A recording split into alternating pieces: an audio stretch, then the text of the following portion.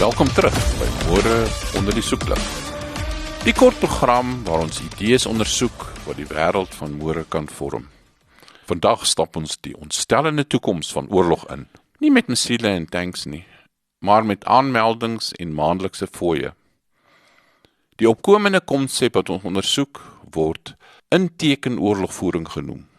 Die frase het in die futurist Richard Watson se projek die toekoms van oorlog volgens KI opgeduik.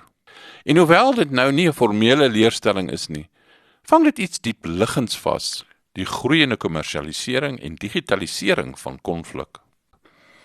So wat presies is intekenoorlogvoering? Stel jou 'n toekoms voor waar lande, koöperasies of selfs kriminele groepe nie meer wapens of intelligensiestelsels direk koop nie. In plaas daarvan teken hulle daarop in. Net soos ons vandag op Netflix of wolkrekenaardienste inteken. Toegang tot KI-gedrewe teikenstelsels, satellietdata, autonome hommeltuie of kuberaanvalinstrumente kan alles op 'n betaal per gebruik of maandelikse basis bestuur word. Dit is nie so ver gesog soos dit klink nie.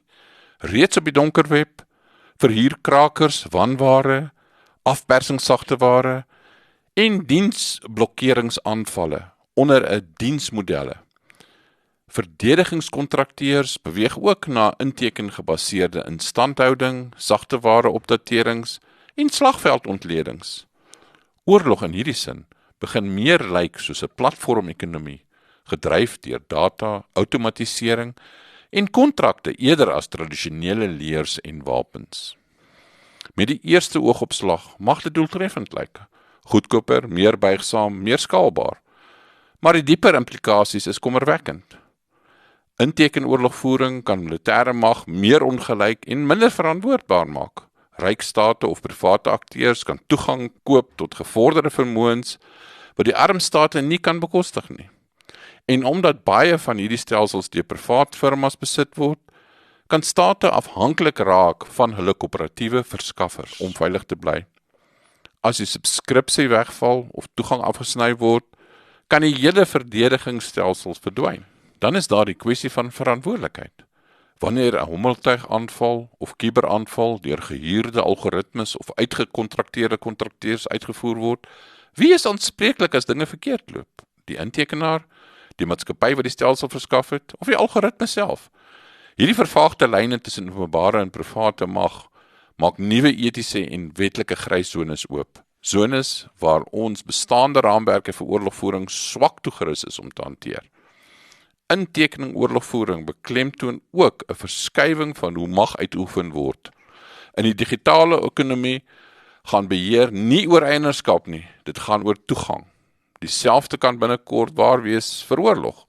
'n Staat hoef dalk nie meer groot arsenale te besit nie. Dit benodig net die regte datavoer, die regte KI-model en die regte verbinding. En tog kan daardie afhanklikheid 'n strategiese swakheid wees. Skakel die diens af, blokkeer die verbinding of ontwrig die opdatering en die militêre masjien stop. In so 'n toekoms kan lae tegnologie en geen tegnologie akteurs nuwe voordele vind. Wanneer hoër tegnologie stelsels afhanklik is van konstante konnektiwiteit, krag en wolktoegang, kan eenvoudiger en analoog metodes van weerstand weer opduik, die ekwivalent van guerrilla-oorlogvoering in die digitale era. Uiteindelik dwing die opkoms van intekenoorlogvoering ons om moeilike vrae te vra. Kontrakteer ons te veel van ons sekuriteit uit aan private algoritmes en kommersiële platforms? Wat gebeur wanneer oorlogvoering net so 'n lynitem in 'n koöperatiewe sakemodel word? En hoe kan ons verseker dat aanspreeklikheid, menslikheid en terughoudendheid steeds saak maak in die wêreld waar moord maandeliks gelisensieer kan word? Vir die wegneem idee. Soos Kenneth Andrew eens militêre beplanners tydens die Tweede Wêreldoorlog herinner het, kan selfs slegte voorspellings geruststellend wees omdat dit ons 'n gevoel van beheer gee. Op dieselfde manier kan die idee van intekenoorlogvoering ons gerusstel met die doeltreffendheid en voorspelbaarheid, maar onder daardie orde lê 'n gevaarlike waarheid.